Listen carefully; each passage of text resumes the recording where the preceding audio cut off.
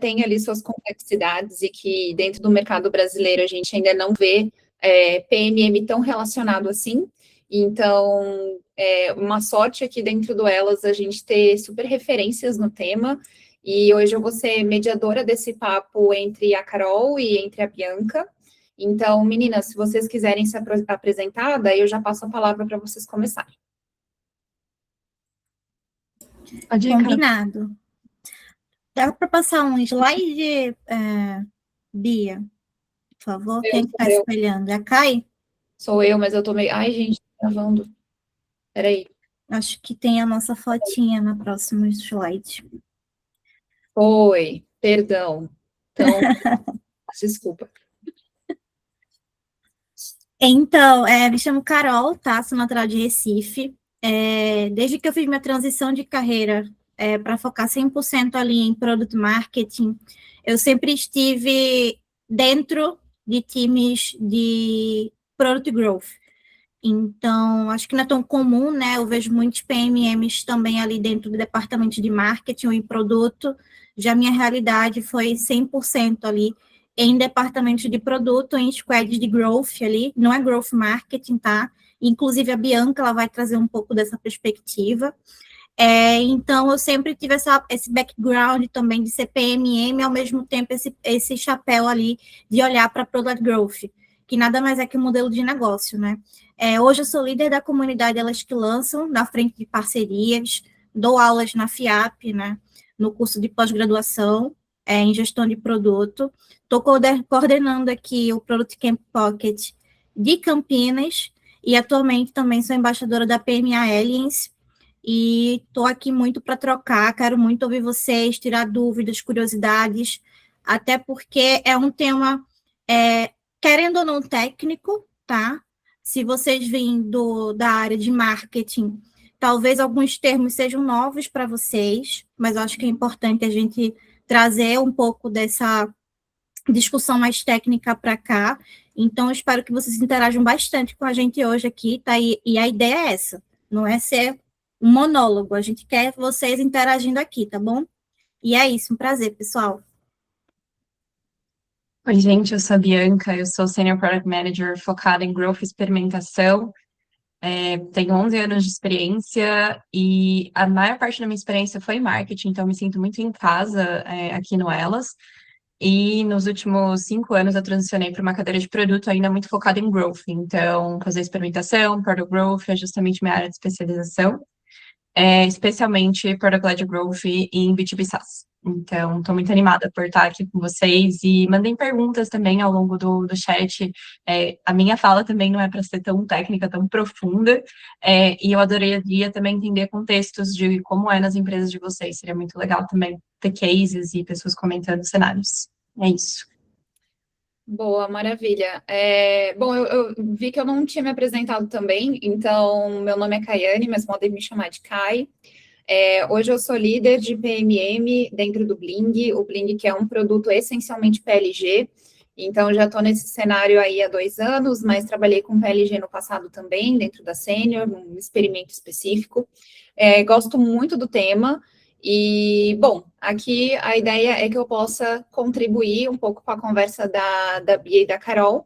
E aí, para a gente seguir aqui no papo, meninas, eu queria que vocês comentassem um pouquinho mais, então, sobre quais são esses modelos de negócio que existem dentro do mercado e como que a gente pode diferenciar cada um deles, né? Porque PLG, assim, no mercado brasileiro, a gente vê esse tema surgindo com mais força nos últimos 5, 6 anos, talvez, bastante com o advento da RD Station e algumas outras marcas, mas ainda não é um modelo de negócio tão difundido dentro das grandes empresas de tecnologia que a gente tem.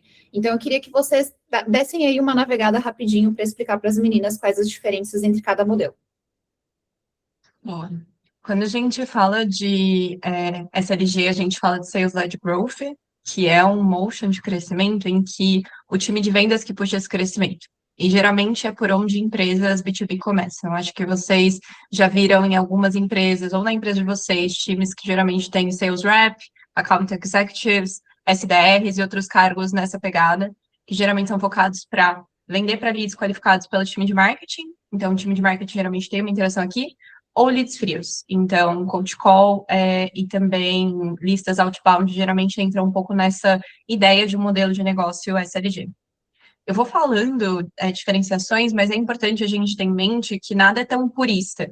Então, muitas empresas usam um mix de vários LED growths, de vários modelos de negócio para crescer. Quando a gente fala de marketing-led growth, a gente está falando de marketing puxando geração de demanda. Então, e-books, materiais ricos, landing pages, enfim, blog, muito usado aqui também. E todos os outros materiais de marketing que vão gerar leads de alguma forma. E quando a gente fala de product-led growth, a gente está falando de um motion que produto puxa. Então, em vez do lead ter aquela trajetória tradicional de um produto B2B SaaS, em que ele vai abrir um chamado pré-vendas para demo ou qualquer coisa do tipo, ou baixar o material ou ler um blog post, essa pessoa vai testar o produto. Então, a gente vê muitas empresas B2B SaaS no mercado brasileiro e internacional usando o modelo PLG, especialmente para contas mais baratas, né, contas de entrada, que a gente chama, justamente para ser essa porta de entrada para essas contas, que, eventualmente, a ideia é que elas fariam um upsell, um upgrade para uma conta de fato enterprise. Então, aqui a gente vai ter produtos e empresas que vão apostar no modelo de teste grátis, que é o trial, ou no modelo de plano grátis, que é o freemium. E eu falei que são modelos que existem simultaneamente na mesma empresa, e isso é importante ter em mente, porque tem empresas que às vezes estão no modelo de transição de SLG para PLG, mas às vezes elas ainda vão precisar ter esses dois motions ao mesmo tempo, dependendo da complexidade. Então, por exemplo, eu trabalhava na TOTUS, na unidade de negócio RD Station, e lá a gente tinha PLG, mas a gente tinha esse LG justamente para contas um pouco mais enterprise ou listas outbound, também marketing-led growth. Então, é importante ter essa ideia que os motions podem existir ao mesmo tempo. E tem outros motions que a gente não vai falar aqui, mas que são importantes de citar. Por exemplo, Founder-led growth, tem muitas empresas que usam dentro do LinkedIn essa ideia do founder ser a pessoa que puxa o crescimento mesmo. Tem o Community-led growth, então você monetizar uma comunidade. E Partner-led growth, que é você tentar, através de parcerias, monetizar também. Então, é importante a gente ter essa visão geral aqui. E aí, até trazendo um ponto bem interessante, isso que a Bianca trouxe, eu passei por 2 cenários diferentes já. Antes, eu estava numa empresa, alguns anos atrás, em que era SLG, e era 100% B2B. Só que a gente começou a mudar, saiu de produtos apartados, tipo APIs, SDKs, e se tornou uma plataforma SaaS. Quando viramos uma plataforma SaaS, a gente começou a olhar para novas alavancas de crescimento, e foi aí que a empresa começou a puxar, querer ser PLG também, né? Trazer mais uma alavanca. Então, eu, enquanto PMM, o squad que eu estava, começou a trabalhar em experimentos, a gente vai falar mais à frente sobre isso, para poder justamente impulsionar o crescimento ou aumentar a receita da base existente. Aí eu começo a entrar em retenção, em outras coisas aí que a gente também vai falar. E um outro cenário que eu estava há pouco tempo, que era B2C, era 100%, majoritariamente, marketing-led growth. Então, era um marketing puxando o crescimento, era uma empresa B2C global, né? Só que também queriam olhar para novas alavancas de crescimento. E uma delas, uma grande aposta era, queremos também ser PLG. Vamos usar o próprio produto para aumentar a receita. E a gente tinha exatamente isso que a Bianca trouxe. A gente tinha o trial também do produto, modelos de precificações diferentes por recorrência. Então, as experimentações nessa empresa que eu atuei era muito, mas muito próxima com os PMs e com os devs, mesmo sendo PMM.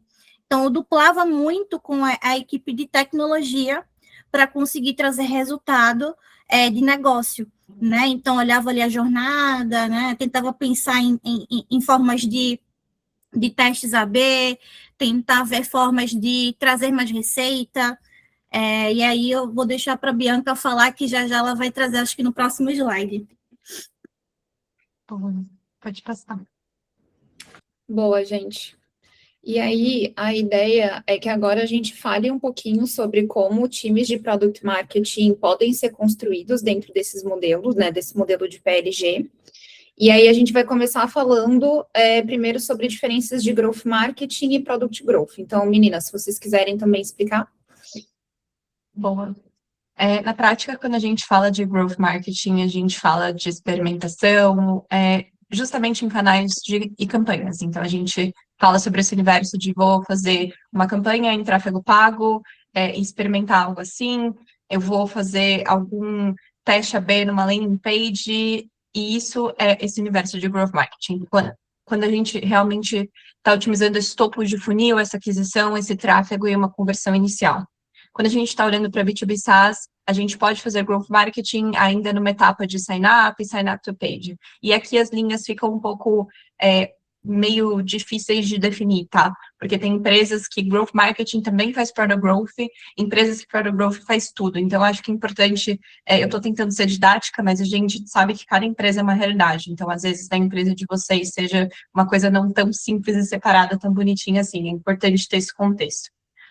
E quando a gente fala de experimentos dentro de produto, a gente fala de product growth. Então, é importante entender que ambos estão dentro do guarda-chuva de growth. E ambos focam, no final, essas duas áreas, essas duas disciplinas, focam em mover uma métrica-chave do negócio. Mas quando a gente está falando de um experimento que, de alguma forma, quer mexer em ativação de usuários, fricção de onboarding, retenção, monetização, mudar preço ou recomendação, então sistemas de referral dentro de produto, geralmente a gente fala mais da disciplina de Product Growth. E quando a gente fala dessa disciplina de Product Growth, geralmente é um impacto estrutural e um pouco mais de longo prazo do que uma campanha de marketing. Então, essas duas disciplinas, quando elas andam juntas, elas trazem um resultado de negócio muito interessante. Isso, e até tentando elucidar um pouco isso que a Bianca trouxe, nessa experiência que eu tive global, né, que era B2C, o que é que acontecia? A gente tinha um produto que o pessoal precisava fazer download, né, enfim, era para desktop, então não é tipo uma página na web, realmente era um aplicativo desktop, mas todo o processo de criação de conta e pagamento era no portal, que basicamente era dentro do nosso site. A gente tinha esse portal como um produto também, mas era literalmente o site onde você tinha a parte de login também ali para você gerenciar toda essa parte, assim, de assinatura, etc. O que é que acontece? Eu era dentro do departamento de produto, PMM, Growth Strategy, mas eu duplava com uma pessoa de Growth Marketing que estava alocada ali no time de marketing. Por quê? Ela olhava justamente para essas ações no site, na jornada de compra, porque era fora, de fato, do produto. Por mais que a gente visse que o portal, que esse site poderia ser um produto, porque havia área logada, havia, né, seções ali para você gerenciar e tudo mais, ainda assim era externo. De fato, o produto, o core ali da empresa, era esse aplicativo desktop, digamos assim. Então, ela olhava para essa jornada de compra, muitas vezes, otimizações ali no site e tudo mais. Uma vez pós-sign-up, uma vez que o usuário entrava no produto de fato, começava muitas vezes a jornada dele ali de onboarding, né? Tour guiada ou um trial, nem sempre eram compras diretas, né? Às vezes ele passava por um trial antes de comprar. Então, tudo isso, o pós-compra, como a Bianca trouxe, eu também olhava. Mas quer dizer que eu olhava separado dela? Não, muitas vezes a gente trocava ideias, porque a jornada no final de tudo, ela é uma só. Por mais que os canais eles mudem, ela tem que ter correlação. Não adianta o marketing estar trabalhando uma campanha externa no produto e, por exemplo, a gente outra, para fazer uma oferta, por exemplo, no B2C. Então, sei lá, dentro do produto, eu sei que o usuário está perto com a assinatura expirar. Vou abrir um pop-up para ele. Vou fazer alguma coisa para tentar não fazer com que ele churn. Eu tenho que estar concisa ali com o momento que o marketing está atuando também. Ou com as experimentações ali da jornada de compra, por exemplo. Então, se você está numa empresa em que há esses papéis diversificados, e como a Bianca comentou, é difícil porque muitas vezes se misturam. O que é que você pode fazer? Se eu olho para Product Growth, eu vou olhar para dentro do produto, a jornada a partir do momento do login, né? Seja ele do sign-up, pós-sign-up ou pós-purchase, por exemplo. Antes, vou deixar com o time de marketing trabalhar. vou deixar com a pessoa de Growth Marketing. Você pode fazer esse combinado, tá? Uma coisa legal para citar também é que geralmente essa diferenciação ela existe porque são times literalmente diferentes que cuidam de site dentro de produto, né? Então, um produto vai ter um engenheiro de produto e uma pessoa que sabe uma linguagem específica do produto da empresa de vocês. Então, essa pessoa não é a mesma que vai saber a linguagem de site. Ou pode ser. Então, geralmente essa diferenciação é importante no momento do sign-up, no momento do login, porque quando entra na interface dentro do produto, é onde a empresa vai ter um conhecimento mais especializado.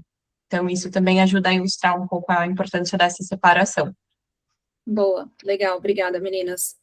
E aí, eu queria que a gente falasse um pouquinho, então, como que essa mentalidade de experimentação, ela acontece na prática, e se vocês puderem explicar um pouco o que é experimentação em processo, assim, né? Porque eu acho que também é um termo que fica um pouco vago, dependendo da conversa que a gente está, e eu sei que aqui a gente tem experiências reais de como fazer experimentação dentro das empresas. Boa, ótimo. Quando a gente fala de experimentação, muitas vezes a gente pode até pensar nessas etapas bonitinhas que estão no slide, mas a experimentação geralmente precisa ser algo que parte muito da liderança para baixo também. A ideia de vamos experimentar. Porque às vezes você, como uma pessoa, né, um contribuidor individual, você vai tentar trazer ideias para a liderança, só que se a sua liderança não tiver comprada que algo vale a pena ser testado, muitas vezes isso vai ser um desafio para ir para frente, para virar um processo, para virar uma rotina. Então, eu acho que isso é muito importante. Quando a gente fala de experimentação, tem a estratégia e tem o processo mesmo bonitinho, mas tem uma questão cultural muito importante que não pode ser deixada de lado. Às vezes você pode fazer um teste AB numa landing page e isso é um primeiro passo, mas se isso não for sistematizado, de fato, ter uma rotina de acompanhamento, em algum momento isso vira só uma coisinha, sabe, que você está fazendo ali, que não é uma rotina, que talvez você aprendeu algo, mas aprendeu algo muito pontualmente e ninguém mais sabe o que você aprendeu. Então, é super importante também mencionar essa questão de cultura. E quando a gente fala do processo mesmo, a experimentação começa numa etapa de estratégia, que é quando a gente entende um problema. Pautado aqui em dados de negócio e dados de usuário. Então, se eu tenho um sign-up e as pessoas nunca estão comprando meu produto Product-Led Growth, eu tenho um drop-off aqui importante nessa jornada. Aí eu vou pegar todos os meus dados, entender onde eu tenho esse drop-off, entender qual que é a fricção que eu tenho nessa jornada. É o que a gente chama, com o PM, né, de discovery. Antes da gente começar a criar qualquer solução, a gente precisa entender muito bem o problema com base em dados, e muitas vezes eu vou fazer também conversas com os usuários, ou vou ver pelo menos gravações de tela para entender o que está acontecendo. A gente pode usar AI também para otimizar esse processo. Hoje em dia, com certeza, isso está muito mais acessível também, não precisa ser só humano. E depois a gente entra numa etapa de desenho de solução. Então, a gente vai criar uma hipótese para resolver esse problema que a gente identificou.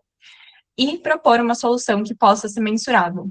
Quando a gente fala de desenho de solução, ou eu vou ter um designer, de fato, prototipando comigo, ou eu vou prototipar alguma coisa. Então, se eu tenho uma landing page, eu descobri que eu estou com um problema de conversão nessa landing page, eu vou fazer um teste AB aqui, provavelmente, e a partir disso eu vou prototipar isso, ou com designer, ou com AI. Hoje em dia a gente tem várias no mercado, né? Replit, Lovable, você pode também usar AI para fazer isso. E aí a gente entra na execução, que seria esse momento em que a engenharia, ou você, como uma pessoa que agora sabe usar AI, consegue traduzir essa ideia do desenho da solução, ou essa ideia da hipótese testável, em algo de fato que vira um código, uma interface para o usuário interagir. E aí a gente roda o experimento. Quando a gente fala também dessas etapas, tem alguns conceitos que eu não acho que é muito válido se aprofundar, que é relevância estatística. A gente precisa rodar um experimento por um tamanho suficiente de base para que eu consiga entender que quando eu replicar esse experimento e tirar dessa ideia da divisão 50-50, que é o AB, que é essa divisão, eu vou conseguir replicar esses resultados que eu tive nesse local de controle que eu atuei aqui. Então, relevância estatística é um tópico importante também quando a gente fala de experimentação. E quando a gente está com o experimento no ar, a gente precisaria atingir essa relevância. Atingindo, a gente entra para uma jornada de aprendizado. Quando a gente fala de experimentação, a gente perde experimentos, se tiver percas, né, de resultado, de conversão, mas a gente nunca perde o aprendizado. Então, todos os erros nos levam a aprendizados.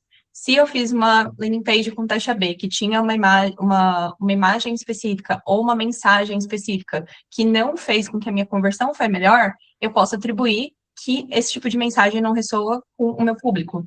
E entender que, na verdade, eu não deveria continuar por esse caminho. Então, aqui, quando a gente fala de experimentação, a gente está reduzindo o risco de negócio. Porque se eu tivesse feito um rollout para a minha base inteira, dessa mensagem, dessa imagem, provavelmente o meu resultado de conversão global teria caído, não 50% dele, se eu estou falando de um teste AB. E aí, nessa jornada de aprendizado, a gente vai entender se o experimento foi um ganhador, um perdedor ou inconclusivo, aprendeu, e a partir disso a gente decide o que vai fazer em seguida. Vai iterar, então, fazer modificações com base nisso, continuar iterando na mesma ideia, né? Vai escalar, liberar para a base inteira para tentar atingir o mesmo resultado que a gente atingiu nesse controle, ou vai abandonar. Então, esse processo, quando ele é seguido à risca, ele diminui o risco de negócio de tomar decisões erradas. Por isso que a experimentação tem essa relevância. Boa, obrigada, Bia. E aí, você já comentou um pouquinho ali na fase de execução, mas como na prática você embala esse experimento, né? O que você precisa levar em consideração para desenhar ele? Ah, desculpa, Bia, não vi tua mãozinha levantada. Não, imagina. Eu ia só perguntar, Bia, minha xará, uma dúvida que eu fiquei, uma curiosidade, na verdade. Quando a gente fala nesse modelo de experimentação, vocês aplicam para tudo, ou seja, para todo tipo de... Vou lançar uma nova funcionalidade, é um novo produto, ou então vocês analisam, tá? Esse processo de experimentação é para tudo, como cultura, ou vocês olham aquilo que vocês entendem que faz mais impacto, e também até como é que o PMM também entra nesse nível de experimentação. Mas uma curiosidade que eu fiquei. Quero ver a Carol também, mas nas experiências que eu tive, depende do risco. Então, se eu percebo que tem um risco elevado de fazer uma mudança numa página, eu prefiro fazer um teste AB, ou pelo menos um rollout faseado, do que simplesmente jogar tudo para confiança, para fé que eu tenho que fazer essa mudança vai dar certo. Alguns anos atrás, a gente fez uma mudança de preço na página de preços do nosso produto. Para fazer isso, eu precisei fazer um teste AB, porque eu queria entender qual é o impacto que eu ia ter negativo ou positivo aqui. Então, a gente teve que seguir por esse caminho. Como que foi nas suas experiências, Carol, em relação a isso? Boa. Tô até empolgada agora com isso. Boa pergunta. O que é que acontece? Essa parte é babado, tá? Vamos falar aqui de PMM para PMM, somos íntimas. Quando a gente fala de experimentação, a gente já fica até, meu Deus, vou ter que aprender a codar, vou ter que aprender a mexer no Figma, criar tela, caramba, né? Não, gente, não necessariamente, tá? Como eu, enquanto PMM, lidava e lido ainda hoje com experimentos. Vamos supor, eu fiz um lançamento, estou falando de CPMM, fiz um lançamento de uma feature chamada resolução de pendências. Isso foi verídico, tá? Resolução de pendências. Era um contexto de uma plataforma SaaS para serviços financeiros, enfim, bancos usavam com a equipe de back-office. O que é que acontecia quando eu fiz esse lançamento? Era uma feature de um produto, então, lancei para toda a base. Eu precisava estimular o uso da resolução de pendências. Por quê? O modelo de negócio desse produto era por consumo. Quanto mais havia consumo, mais uso, mais receita entrava na empresa. Receita recorrente, tá? Então, eu fui para uma estratégia de expandir receita na base. Cara, como é que eu podia estimular o consumo? Você já pensa logo, né, no final, eu preciso fazer uma notificação automática informando que aqueles usuários, aqueles clientes têm não sei quantas mil pendências em abertos que eles têm que resolver. E detalhe, pendências em aberto para esses bancos, isso quer dizer dinheiro parado. Vamos supor, você quer fazer um empréstimo no banco, você vai passar por uma série de verificações até o banco ter certeza de que tu é segura para ter acesso àquele dinheiro. Tá? E todo esse processo era a plataforma que fazia isso. O time de produto estava com o roadmap completamente apertado, muito apertado, sem capacity. Os PDs também, não tínhamos ninguém. O que é que a gente fez? Eu mapeei, fui lá junto com o meu amiguinho analista de dados, né? Inclusive, você que trabalha com experimentações tem que ser muito amigo da pessoa de dados. Pedi, eu quero a lista de todos os clientes com tal caso de uso que estão com pelo menos, 1.000 pendências acima em aberto, ou que estão com tantas pendências em aberto nos últimos 30 dias. Olha, eu já estou clusterizando, tá? Estou clusterizando aqui. Vou e faço análise. começa a entender, caraca, esse aqui tem um cliente aqui que é muito grande, talvez se eu soltar um experimento aqui, posso ter alguns riscos. Começa a mapear e tentar entender para mitigar riscos, porque você vai estar testando. Então, você tem que saber onde você está pisando, né? Então, eu seleciono, eu clusterizo para quem eu quero rodar aquele experimento. Puxei essa base, puxei os e-mails dos usuários e fiz o e-mail marketing. Uma vez por mês, eu enviava um e-mail. Você possui tantas pendências em aberto durante tanto tempo. E eu precisei de ajuda de algumas pessoas, até de produto, para conseguir rastrear o período que ele estava em aberto. Eu tive que fazer isso manual por um tempo. Quando a gente conseguiu validar que o experimento estava fazendo sentido, aí eu imputei no roadmap de produto e falei, vamos automatizar. A gente vai passar a ter uma feature de comunicação toda vez que tiver tantas pendências acima ou tiver passado de um tempo, aí a gente automatiza. Por quê? Esforço de desenvolvimento, aí entra na rotina do PM, tá? Eu acho que, antes Boa. até, Kai, desculpa de te ajudar, mas eu acho que entra com o que a gente também falou de outras lives, né? De que quando a gente for falar com um time de PM, a gente sempre levar dados, né? Então, você já fez esse experimento, já trouxe para ele alguns aprendizados antes de eles colocarem ali na rotina. Muito bacana, meninas. Obrigada. Boa. Eu queria trazer até um exemplo bem recente aqui do meu time, e que eu acho que também exemplifica muito bem essa questão de risco. Então, quando você tem riscos também reduzidos, você consegue assumir um pouco mais de ousadia, talvez, dentro do teu processo de experimentação, e como essa validação ela é importante para você implementar processo. Então, hoje a gente tem uma meta mensal de novos pagantes, que basicamente é o quê, né? O cliente, ele se inscreve no produto, e do momento da inscrição até o primeiro boleto, ele tem 30 dias de gratuidade, né? A gente trabalha com modelo de trial, um modelo PLG. E o que a gente estava percebendo? Que existia uma quebra muito grande de clientes no final do trial, que se tornavam inadimplentes, ou seja, não pagavam esse primeiro boleto, por consequência, não se tornavam novos pagantes. E essa receita, muitas vezes, ela ou atrasava, porque esse cliente ia pagar no mês seguinte, ou ele simplesmente abandonava o produto. E o que a gente começou a fazer? A gente começou um experimento muito básico, fez um AB ali, de mandar para uma parte dessa base uma comunicação via e-mail e por dentro do produto um pouco mais agressiva, falando sua experiência vai acabar em tantos dias, pague seu boleto agora, ele está disponível, e aí fizemos um fluxozinho ali de dias, né? Então, assim, seu boleto vence daqui 5 dias, aí depois seu boleto vence daqui 2, seu boleto vence hoje, né? E a gente começou a fazer uma comunicação que gerasse ali um senso de emergência um pouco maior. E a gente foi vendo que a gente estava conseguindo, naquele momento, tá? Ainda meio assim, colando palito com cola e etc., porque a gente ainda não tinha os eventos mapeados dentro do produto, então até os próprios disparos, eles ainda eram manuais. A gente começou a perceber que essa comunicação tinha correlação com um adiantamento de receita e com um aumento significativo em novos pagantes. Quando a gente observou isso, e aí a gente evoluiu no experimento para colocar um pouco mais de energia, né? Então, assim, vamos sair do palito com a cola e vamos para uma coisinha um pouco mais elaborada, a gente começou a ter resultados muito significativos. E aí, só para trazer para vocês um recorte que a minha analista passou hoje, minha especialista de life cycle passou hoje, de X, vou falar aqui o número, vou falar o universo total de novos pagantes que a gente tem por mês, mas dessa régua, desse experimento, a gente conseguiu 1.300 novos pagantes no mês de março.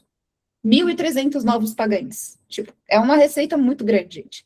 É uma retenção de um produto PLG que no final ali do experimento, no final do trial dele, é muito difícil a gente ver. É difícil você gerar um experimento para garantir que esse inscrito ele se torne novo pagante, porque está muito correlacionado ao aha moment, né, a ele validar ali a proposta de valor.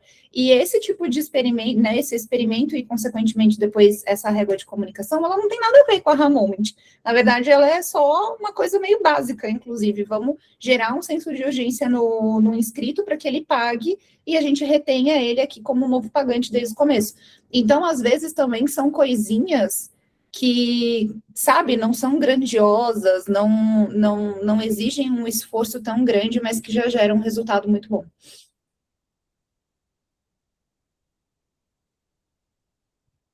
Pode trazer Fala, sua Lari. dúvida, Lari. Não, eu queria aproveitar para deixar uma dica que quem já está em empresa que tem condição de ter ferramenta mais robusta, assim, de Martech e tal, tem ferramentas tipo Personalization do Salesforce, eu sei que tem outros da Adobe que facilitam muito esses experimentos. Então, assim, inicialmente eles foram criados para fazer experiência segmentada ali dentro do site, só que eles servem muito para esses experimentos, que nem o que a Carol estava contando do exemplo dela, porque o time de produto não precisa ficar atualizando toda vez. Então, eles basicamente colocam um script ali, numa parte ali que você pede, tagueia ali o seu portal, o seu ambiente logado, o site também, outras coisas, o que for. E aí o time, né, ali de Product Growth, de Life Cycle e tudo, tem liberdade de criar esses experimentos não só usando as regras de segmentação, de audiência e tudo, mas limitando, eu quero que mostre no máximo tantos por dia, ou depois que atingir essa regra de negócio, ou que eu vender já tantas coisas, pausa, e dá para fazer, né, AB, comparar, dá para usar IA preditiva, então é uma coisa que facilita muito para a gente ali, que não tem um time de produto muito grande, por exemplo, para ficar fazendo isso manualmente. Muito Essa bom. questão de ferramenta é muito importante, né? E tem uma ferramenta que eu vou mandar depois no chat para vocês, que é muito interessante, que eles estão com uma abordagem hoje, mas eu acho que é um pouco mais site, menos produto, que é que você consegue fazer experimentos só com prompt. Então, você literalmente conseguiria, em vez de precisar de uma interface, de um design solution, de um código, mesmo com Lovable e tudo, simplesmente usar essa ferramenta para fazer um design com prompt, né? Automaticamente conseguir rodar um AB. É muito interessante. Vou mandar para vocês depois.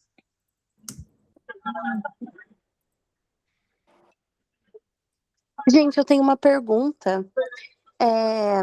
Eu lembro que a Carol comentou, vou tentar desenvolver aqui, porque eu estava tentando aqui desenvolver a pergunta na minha cabeça, mas vou mandar. A Carol comentou alguma coisa sobre, tipo, também mitigar riscos, né? Então, por exemplo, eu tenho aqui, nessa base que eu quero fazer o teste, a experimentação, um cliente que é muito grande, que pode oferecer risco, né? Ou alguns clientes, enfim. Só que eu não entendi direito se vocês limitam essa experimentação para quem tem menos risco, porque isso também pode limitar um pouco o resultado ali que vocês têm, né? Por exemplo, de 100% da minha base, 10% são grandes contas que podem apresentar um grande risco de faturamento. Então, tipo, eu mudar uma página de preço.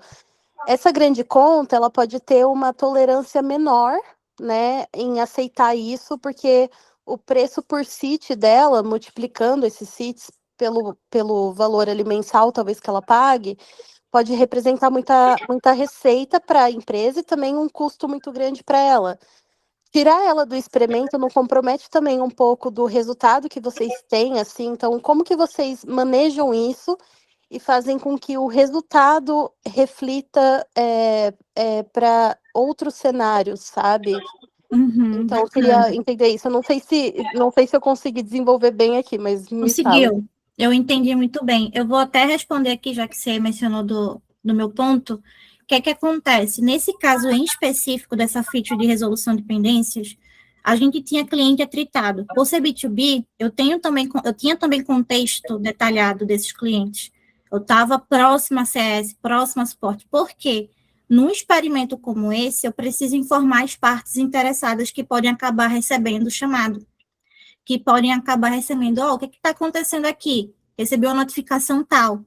Então, eu preciso ter cautela e saber quem eu tenho que preparar o terreno ali para informar. Pessoal de suporte CS, vou estar rodando esse experimento, o que pode acontecer é isso, isso e isso, pode chegar a esses tipos de dúvidas aqui, e é assim que vocês podem instruir o usuário, né? Porque a gente está falando ali de uma equipe de back-office, de um cliente de um banco, em que a equipe de back-office era terceirizada desse cliente. Então, ele é um cliente de risco para a gente, tinha todo um cenário ali, né?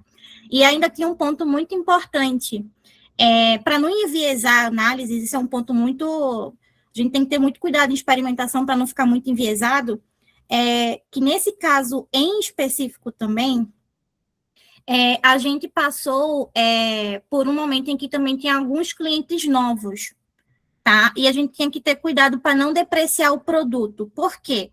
A depender do que a gente falar, você tem tantas mil pendências em aberto. Alguns clientes que ainda talvez não entenderam 100% a proposta de valor, tudo mais, podem achar que é uma falha do produto. Por quê? Quem deveria estar fazendo a verificação, a validação daquele usuário automaticamente é o produto. É o que eles contrataram para ser feito.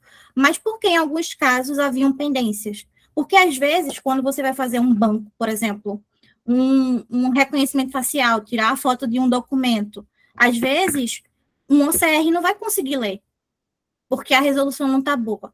Então, essas pendências, elas podem acontecer por N motivos, que não necessariamente é a culpa do produto, muitas vezes é do usuário final, é do cliente do nosso cliente, né? Tanto é quando você vai abrir o banco, faz um reconhecimento facial, lê um documento ou outras coisas, eles dão as boas práticas, né? Aproxime, esteja na luz boa e tudo mais. Por quê? A depender do cenário, a tecnologia do outro lado não vai conseguir ler. Por isso que é importante o PMM também entender tecnicamente o produto. E para ter justamente essa intenção do tipo, tá, eu posso ir até aqui. Talvez esse cliente não faça sentido eu incluir, porque ele está muito novo na base. E, novamente, eu queria estimular o consumo daquela feature, o uso daquela feature. Alguns clientes novos também não iriam ter tempo hábil até mesmo de resolver pendências, porque também depende da quantidade de equipes que eles têm no back-office para resolver essas pendências. Se for um banco muito grande, que eu não vou mencionar o nome, ele tem uma equipe de back-office parruda, mas tem bancos e outros serviços financeiros que tem uma equipe muito enxuta. Então, o fluxo de trabalho muda também. Então, nem sempre eu precisava também olhar não só quantitativamente, mas quali também.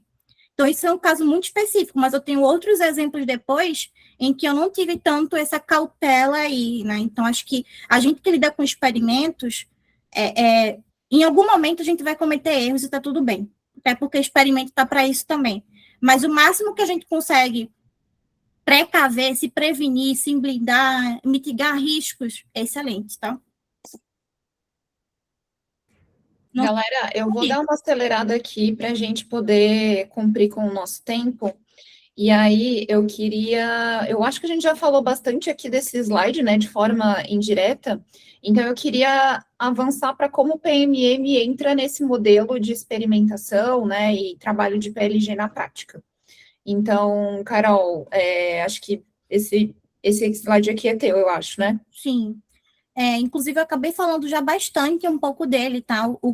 A mensagem que eu quero passar aqui é que o nosso papel não é só resumido em go-to-market ou lançamentos, tá? Não necessariamente. A gente falou mais anteriormente em modelos de negócio. Por exemplo, numa empresa B2B, em que o modelo é SLG, muitas vezes o PMM faz o quê? Sales Enablement, né? E quando a empresa não é SLG, mas cresce via marketing enablement, faz brief criativos, você vai minar todo mundo do time de marketing para poder fazer as campanhas. Você nem interage com sales. E em PLG, você entende que a gente muda de acordo com o meio, a gente é um camaleão. Então, assim, a gente tem um escopo enquanto PMM padrão do mercado que tende a ser mensagem, posicionamento, né, go-to-market, lançamentos, mas a depender do modelo de negócio, possa ser que você precise ter algumas skills a mais, tá? E numa empresa que você sabe que está se candidatando e que é PLG, é importante ter isso em mente, tá? Pode falar, Caio. Não, pode terminar, porque eu vou dar meu ponto de vista também. Não, acho que o seu ponto é fundamental. Você é líder de um time, fale aí, hable. Não, eu acho que esse ponto, assim, ele é muito importante, porque o modelo SLG, ele é mais difundido, eu acho que no mercado de Product Marketing, especificamente, onde esse papel de Sales Enablement, ele ainda é muito forte, né? E não que você não vá fazer enablement quando você está dentro de uma empresa PLG, eu acho que esse é um ponto importante também. Muitas vezes você vai fazer enablement de suporte, de CS, você vai fazer enablement de times de marketing, né, pessoas ali que estão constantemente falando sobre o produto, porque eu acho que uma diferença, assim, muito grande na forma de comunicação de uma empresa SLG e de uma empresa PLG é que no PLG a gente está mais próximo do que é uma empresa B2C, em muitos momentos, que é uma comunicação mais fluida, mais rápida, mais Instagram, mais TikTok, sabe? Você tem ali um ritmo de comunicação muito mais rápido, muito mais direto com o usuário final, e o PMM, nesse lugar, ele às vezes acaba sendo, inclusive, o guardião de alguns desses canais. E eu acho que essa é uma das, talvez, né, de algumas das principais polêmicas, que é o PMM, muitas vezes, ele vai estar ali na porta da frente, tocando o que é comunicação dentro do produto, inclusive, e sendo ali o guardião, né, tendo os guardrails ali sobre o que a gente deveria estar falando em termos de oferta, de lançamento e outros temas dentro do produto e como vai ser essa estratégia de comunicação final para o cliente. Então, eu vejo que a diferença principal é que aqui você precisa ser, mais do que nunca, um grande entendedor do cliente, porque produto PLG... então essa SLG não precisa entender o cliente. Não, não é isso. Mas é que no PLG, o produto ele é o motor de conversão. Diferentemente de SLG, por exemplo, que você tem não só o produto, mas você tem o serviço, você tem o relacionamento, você tem outros gatilhos, você tem outras coisas que ajudam nessa conversão. No caso de PLG, a gente está falando só do produto. Então, entender muito bem como é a jornada do cliente, ou seja, qual é o gatilho que faz ele procurar pelo teu produto, e uma vez que ele procurou o teu produto, o que ele está buscando validar, né? Qual é o que ele quer resolver ali dentro, é conhecimento essencial para você estruturar desde o teu posicionamento, tua mensagem, tua estratégia de onboarding, tua estratégia de comunicação, uma vez que você vai lançar alguma coisa. E eu acho que aqui o ritmo também ele é muito mais rápido de iteração, assim, você solta o lead time e às vezes um dia para o outro você já tem feedback, entendeu? Então, às vezes não dá para esperar, por exemplo, como é um processo numa empresa SLG que eu já trabalhei, em que o processo de vendas demora 3, 4 meses. Não tem esse tempo para ser trabalhado. Às vezes você vai soltar alguma coisa hoje e você vai ter o feedback hoje. O que é bom, por um lado, porque você tem muito mais clareza sobre o que precisa ser modificado daqui para frente, mas exige também um nível de rapidez e flexibilidade que nem todo mundo está acostumado. Porque não é aquele lugar de, tenho que validar.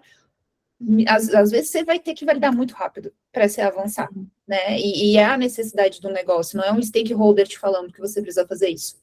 Exato. E pode já passar o slide, Kai, só vou fechar aqui. No PLG, você tem que ter um conhecimento da jornada do usuário, tanto quanto um product design também, tá? Porque isso que a Kai falou é basicamente a jornada. Por isso que eu trouxe esse slide aqui. Vou tentar passar brevemente esse material, depois a gente compartilha na comunidade, mas como é que a gente de PMM pode trabalhar pensando na jornada do usuário? A gente pode trabalhar em diversos momentos, tá? Tanto no pré, né, no pré-login ali, quanto no pós também. Mas o que normalmente eu faço? Eu tento olhar para essa jornada no viés de adoção, engajamento e retenção. A retenção é uma das mais importantes porque mexe com receita, normalmente. Porém, eu preciso olhar para o engajamento, porque engajamento é justamente o que vai definir se o usuário é retido ou não, tá? E a adoção também é muito importante, a gente fala muito, tá? Vamos lançar uma feature, temos que ver a adoção. Como é que funciona aqui essa jornada? Normalmente a gente tem que, seja no B2C ou no B2B, tá? Cliente no contrato, pode falar, Kai. Não, pode terminar. Tá bom. Eu vou complementar. Tá bom. O cliente fechou contrato no B2B, por exemplo. Muitas vezes, numa empresa de B2B, ele precisa passar por um fluxo de CS, de suporte, implementação, setup, tudo mais, né? Até começar a usar o produto. E quem acompanha isso muito perto é normalmente o time de CS. Esses treinamentos, todo o kickoff, tem reuniões pontuais. O primeiro momento ali desse cliente usando o produto é justamente a gente olhar para ele atingir o momento do aha moment, que ele é o quê? Ele conseguiu experimentar a proposta de valor, entender o valor do produto, e aí já começou a jornada de engajamento dele, a jornada até a retenção. Por quê? a gente vai ter que começar a falar de dados, conceitos de negócios. Eu vou entrar em um outro limbo que eu acho que pode ficar por um outro momento, que a gente pode até fazer uma live de métricas de produto que PMM também pode olhar, tá? Eu acho que isso é muito relevante aqui.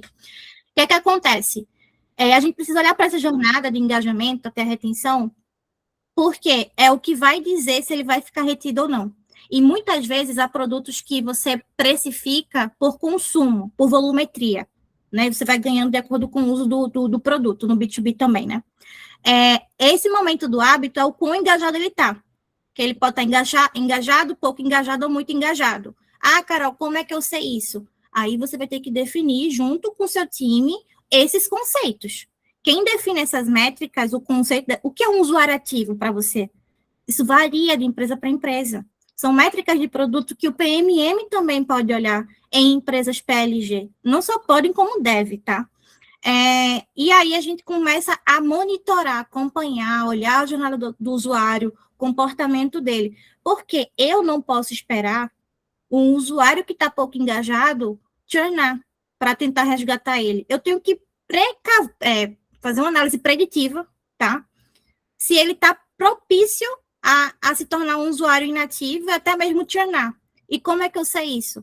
Com esses eventos, com esse tracking do produto. Hoje tem ferramentas como Amplitude, Mixpanel, que a gente também consegue usar, fazer análises cohortes. Veja, estou entrando em dados aqui. Não quero entrar nesse limbo hoje, tá? Então, você consegue definir experimentos com base nisso, do tipo, caramba, descobri aqui que a gente tem um problema em estabelecer o hábito. A gente está fazendo setup, configuração, o cliente está entrando no produto, só que eles não estão estabelecendo o hábito, eles não estão usando o produto. Isso é um problema. Como é que você identificou? Com dados, com evidências. Você não pode tirar, eu acho. Não, você tem que ter embasamento, tá? Para você definir que tipos de experimentos você vai fazer. Uma vez que você encontra o problema, né? Você sabe que tem ali a hipótese do problema, né? O que é que pode estar causando aquele problema? Então, você começa, como a Bianca falou, num discovery ali, de tentar entender quais caminhos, o que é que tu pode fazer para poder, por exemplo, acelerar o momento em que ele estabelece o hábito, sabe? Ou evitar que ele faça um churn. Então, é difícil aqui um pouco, né, para algumas pessoas que vêm mais do background de negócio, porque a gente começa a entrar também num viés de produto um pouco até mais técnico, né? Porque a gente começa a olhar para dados, para eventos, para a jornada do usuário, comportamento. Então, no PLG, a gente acaba tendo esse pezinho um pouco mais técnico também, tá? Isso em cenários em que uma empresa não tenha um PM de growth, por exemplo.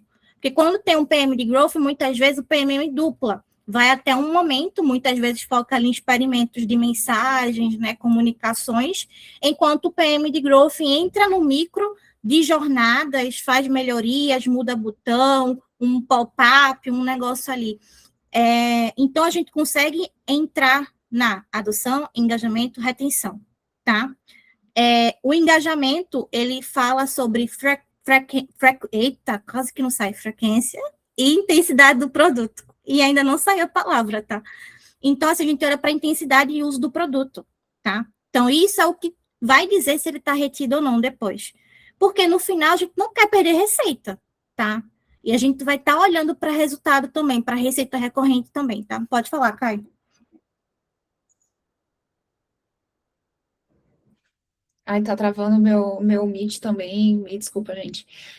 Não, eu acho que a Carol já explicou super bem, e eu queria trazer um pouco na prática como isso se aplicaria, por exemplo, a um lançamento de produto, né? Porque eu acho que a Carol falou bastante sobre o ongoing da vida do cliente, que costuma também ser uma atribuição bem forte do PMM dentro do PLG. Então, em empresas SLG, é muito comum que o PMM assuma muito esse lugar de incentivar as vendas, gerar o relacionamento, às vezes passar meses trabalhando no lançamento, né, antes que ele vá para o mercado. E aqui no PLG, o lançamento, às vezes, ele tem um ciclo mais curto também, né? Então, a gente costuma trabalhar desde o discovery, esse PMM, né? Dentre todos os pedidos que os PMMs fazem de, eu preciso ser envolvido dentro do discovery, eu acho que numa empresa PLG é onde isso é mais fácil de acontecer, porque o PMM ali, ele vai contribuir com inteligência competitiva, ele vai contribuir com entrevista com o cliente, até resgatando um pouco da pergunta que a Daisy fez lá no começo sobre como não enviesar um experimento ou uma pesquisa quando eu vou excluir, né, uma fatia de clientes um pouco maiores, porque isso representa um risco. Basicamente, você pode mapear esse risco e entender quando que você consegue avançar com esses clientes através de entrevistas e de um relacionamento contínuo. Então, falar com esse cliente que às vezes é maior, entender quais são os receios dele, quais são as personas usuárias também do produto. Então, falando até um pouquinho do Bling, né, o Bling ele é uma empresa que tem uma base de clientes muito diversa. A gente tem desde clientes que são MEI, ou seja, o cara que, tipo assim, amanhã eu vou abrir meu CNPJ e, sei lá, vou começar a vender garrafinha que eu comprei num saldão e, tipo, vou me cadastrar no Mercado Livre para fazer isso, até clientes muito grandes como Insider, como Principia, né, clientes, assim, que têm uma quantidade muito relevante de vendas. E aí, a gente tem um mix de, às vezes, estar falando com o dono do negócio, que pode ser o MEI, pode ser o Simples Nacional, né? Então, um cara já maiorzinho ali, às vezes até um lucro presumido. E esse cara muito grande, normalmente a gente não fala com o CEO, a gente fala com o time dele. Então, fazer entrevistas com uma certa frequência, entender essas necessidades, e aí eu acho que os experimentos, na fase de lançamento, inclusive, eles são importantes de acontecerem em escala, né? E quando você tem clientes muito grandes, você não consegue fazer isso em escala, porque esses clientes, eles não são em escala, né? A gente não tem 100% da nossa base de clientes com um perfil muito grande, né? A gente sempre tem uma fatiazinha ali que são uns 10, 15%, que são clientes maiores, que puxam mais receita. Então, assim, é normal que você comece a trabalhar um lançamento, por exemplo, fazendo rollout para perfis menores, para perfis de maturidade média, baixa, para clientes que estão ali no meio do caminho e que normalmente são os melhores clientes para você começar um rollout, começar um experimento, porque eles são quase que a média da tua base, né? Então, o PMM, quando ele vai trabalhar o lançamento, ele também é muito esse parceiro do time de produto em definir quais são as ondas de rollout que vão acontecer, quais segmentações a gente vai trabalhar em cada uma delas, quais os testes de mensagem, os canais que a gente vai trabalhar em cada um desses momentos, porque nessa fase, a gente não está pensando um big launch, que eu estou fazendo, tipo, um puto evento, estou trazendo influenciador para falar. Não, às vezes a gente está falando de assim, cara, vou falar por e-mail, por WhatsApp, vou falar por dentro do produto, vou colocar, às vezes, uma galera dentro de um grupo de WhatsApp e vou ficar pedindo feedback. Então, são estilos diferentes de lançamento também, né? Diferente de, às vezes, esse lançamento de softwares mais robustos, né? Onde a gente trabalha no SLG, tipo, cara, vamos fazer um evento, vamos fazer um petit comitê com o cliente. Não tem tempo, às vezes, para fazer isso. Às vezes hoje a gente está falando aqui, está vendo que, amadureceu o cluster que a gente subiu para a experiência, daqui 2 dias vamos rolar o TAP para mais 1.000 clientes, né? E essa é muito a realidade do PMM que está trabalhando no PLG. Então, ela muda um pouco, eu acho que a forma do PMM encarar a participação dele dentro desse processo, ele tende a ficar talvez menos marqueteiro na visão tradicional de mercado e ser um PMM mais produteiro, de fato. É por isso que a gente tem um P, né, de produto no marketing, né? A gente tem também produto, tá, gente? 50% cada um.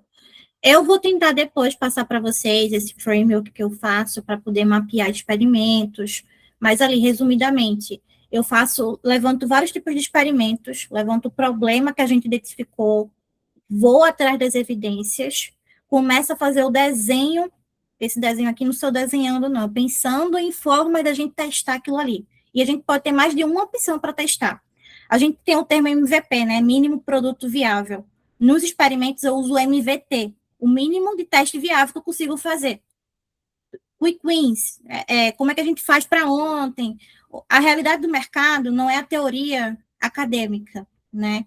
Então, sendo bem realista com vocês, muitas vezes também vai chegar um belíssimo de um top-down, eu quero que vocês façam isso, Ah, com base no quê? Com base no que eu acho. Mas veio de cima, né? Às vezes você não tem o que fazer.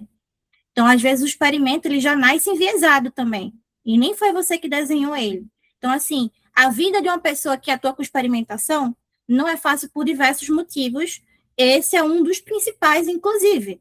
Né? Vai ter muitos C-levels, outras lideranças que vão chegar, não, testem isso aqui, já vão te dar o como. Só que o como, ele tem que ser desenhado ali. Né? E detalhe, você pode invalidar um experimento. Ele pode não ser bem sucedido, e tá tudo bem, porque a ideia é você entender o que é que funciona e o que é que não funciona, né? Então, vou tentar passar depois desse framework para vocês, pelo menos o desenho ali, tentar passar, tá? Deu nossa hora aqui, mas acho que a fala final aqui que fica é ser PMM em cenários de PLG foge um pouco da caixinha do que o mercado vem falando sempre, porque a gente está muito mais acostumado em ser PMM, muitas vezes, em cenários SLG, né? Inclusive, eu entendo a importância do PMM no SLG, mas cada vez mais eu vejo o mercado se movimentando em busca de profissionais PMMs mais técnicos, tá? Isso não quer dizer que você tem que aprender a codar. Tá? Deixa eu fazer minha fala de causa aqui.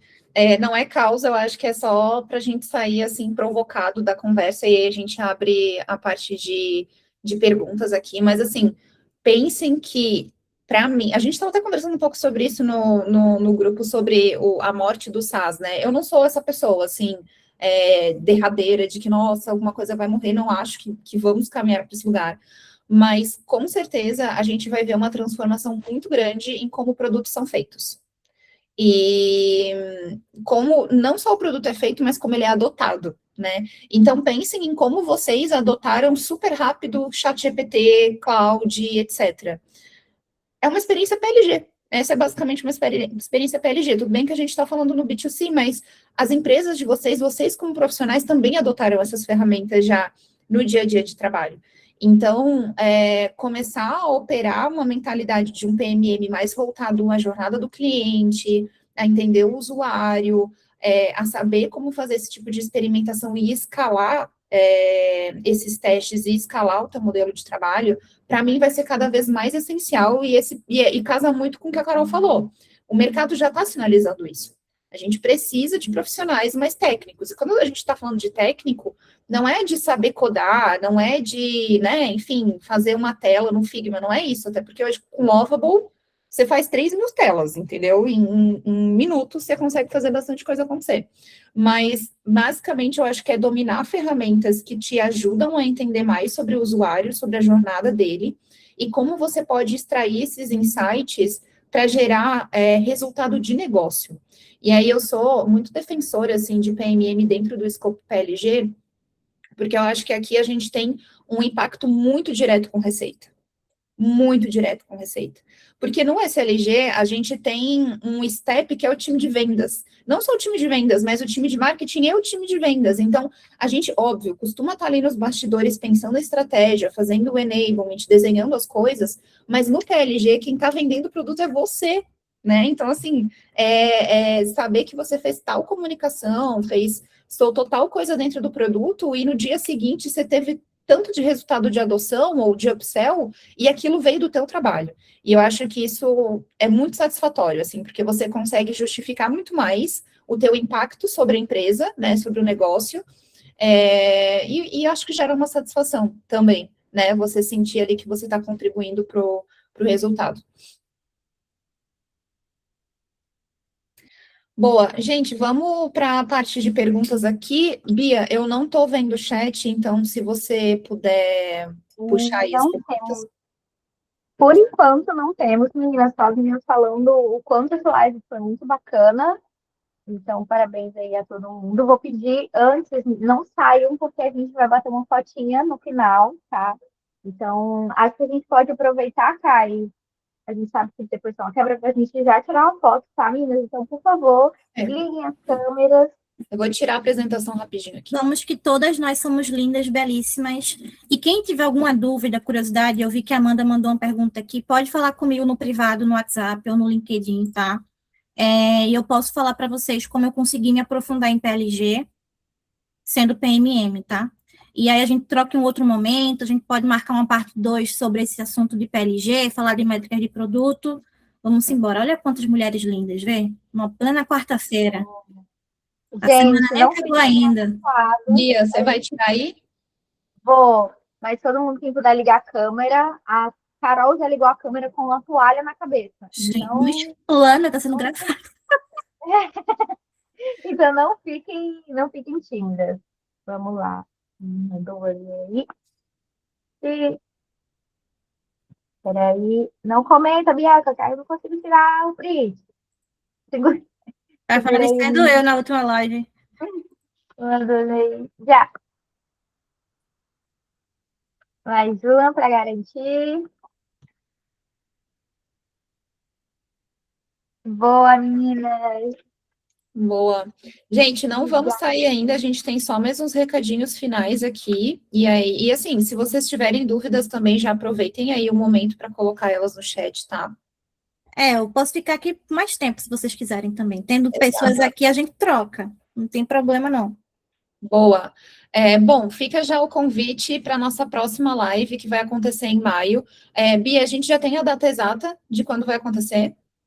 Não, mas vai ser na última semana. Provavelmente vai ser dia 21, mas a gente vai estar divulgando, provavelmente na próxima semana. Mas para vocês saberem, a próxima live vai ser outro tema que vocês pediram bastante, que a gente sabe, né, que o calcanhar de Aquiles, né? Muitas vezes para o PMM é falar de pricing e packing, mas a gente vai trazer um especialista, que é a Lia, que manja muito sobre isso, e eu vou estar mediando. Então, em maio, teremos essa live de pricing, e as outras lives, gente, a gente preparou um conteúdo, muitas convidadas, referências e conteúdos cada vez mais técnicos a pedido de vocês. Então, vamos falar sobre negociação, sobre então tem muito conteúdo bacana, mas já fiquem sabendo que a próxima vamos falar de pricing.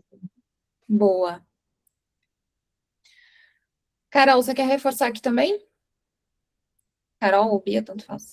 Eu posso reforçar assim, gente. Como vocês sabem, PM3 é um grande parceiro da Elas. Sempre dão um cupomzinho de desconto, né? E aí, eles nos deram cupom de desconto de 20%. Antes era de 10%, tá? Liberaram hoje de 20% para o PM3 Summit. É um evento que vai ser tão grande quanto o Product Camp, porém muito mais focado. E a gente falou muito aqui de experimentação, IA também, né? Então vai ser muito uma pauta que eles vão estar levando para esse PM3 Summit, vai ser em maio, tá? E a gente tem alguns spoilers que a gente vai dar depois, tá? Porque a gente vai fazer algumas ações com a PM3 para esse evento, que em breve a gente vai soltar em social. Mas é isso. Qualquer dúvida em relação a cursos da PM3, cupons, benefícios, vocês sempre podem estar falando com a gente na comunidade, que a gente ajuda, tá? A gente tem alguns benefícios para quem faz parte da comunidade, não só com a PM3, mas também com outros parceiros de mentoria e outras frentes também. Então, isso é um benefício para todo mundo aqui, tá bom? Maravilha. E aí, mais 2 recadinhos finais, bem rapidinho. Então, visitem a lojinha. A gente vai reforçar o link dela também lá dentro do grupo, mas tem vários produtinhos muito legais para quem tem orgulho de ser PMM e quer falar para o mundo que é PMM. Então, aproveitem a lojinha para isso. E também a News, sigam a News, newsletter no LinkedIn. A gente começou ela esse ano e a gente já tem, assim, muitos seguidores. Então, tem pautas incríveis acontecendo por lá. E, se eu não me engano, a gente deve ter uma pauta de PLG. Tem uma mapeada, né? Tem, né, Bia? Então, sigam lá que a gente continua esse papo também por outros canais do Elas que Lançam. Maravilha? Acho que é isso, né, gente? Meninas, muito obrigada pela participação hoje. Queria agradecer especialmente a Bia pela organização. Bia mandou muito bem. Carol e Bianca também, por serem nossas